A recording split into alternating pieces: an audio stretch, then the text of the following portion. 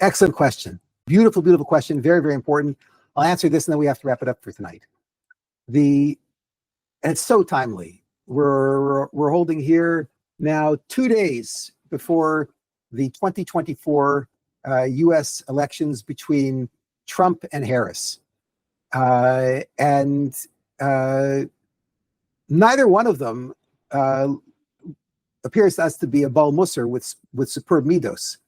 So perhaps it's better to endorse nobody. And after all, Hashem is going to pick the outcome anyway. So then why do I have to bother? And the answer is that we learn in the Chovos Halvavos in the Shar B'Tachon that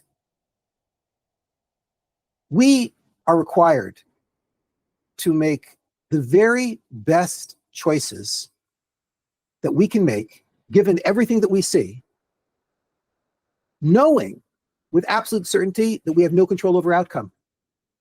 I have to choose to dress in a way that will protect my health during the winter and during the summer. I have to choose to eat in a way that will protect my health. I have to choose to sleep in a way that will protect my health, even though it's clear to me that my health is entirely in God's hands. I have to choose to make natural efforts to earn a living, even though ani ma'amin be'emunah shleima, it's clear to me that the outcome, what kind of parnasa I'm going to have, what kind of living I'm going to earn, is just depending on what God gives me. It's all a gift of God. I have no control over outcome. The Torah teaches that I'm required to make the very best possible choice in every case, knowing full well that only God controls outcomes. Well, if only God controls outcomes, why does God want me to make choices? And the answer is, I get paid in Olam Haba.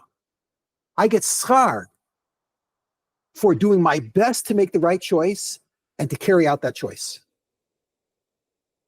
And just as I get paid for trying to figure out where's the safest place to live and what's the best food to eat and what are the best sleep patterns, and for trying to pursue all of that, even though I have no control over my health outcome, just as I get paid in the next word for all of that, as the Chovos Halvavos says in Shar B'Tachon, Perek Gimel and Perek Daled, and as Rabbi Yerucham Levavitz spells out in great detail in the first volume of Das Chachma Musar, so too, there's a mitzvah upon us to try to figure out which of these candidates would be the best for Klal Yisrael, which would be the best for the Jewish community.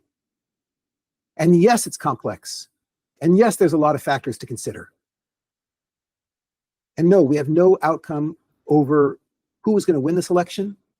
We have no control over that. And we have no control, even after the person wins, what kind of a president they'll actually be.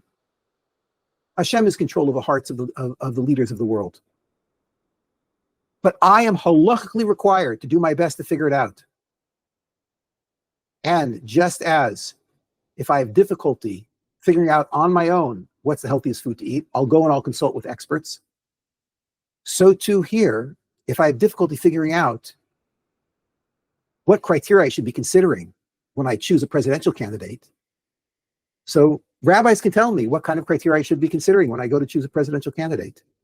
If I can't figure it out on my own, ideally I should be able to figure that out on my own. But if I can't, then I can go to Torah scholars and they'll tell me what criteria I should be. And if I can't sift through all that criteria on my own, then I can discuss the choice with my local Orthodox rabbi. It's interesting. My feeling is that today, most Orthodox rabbis in the world concur on one of the two candidates. I think there's probably a majority opinion about which of these candidates, derech hateva, just looking at the most superficial physical picture of these people and their voting records and their positions, which of them will be the least dangerous for the Jewish nation. None of the two candidates, neither of them are an embodiment of Torah. Both of them say things that conflict with Torah.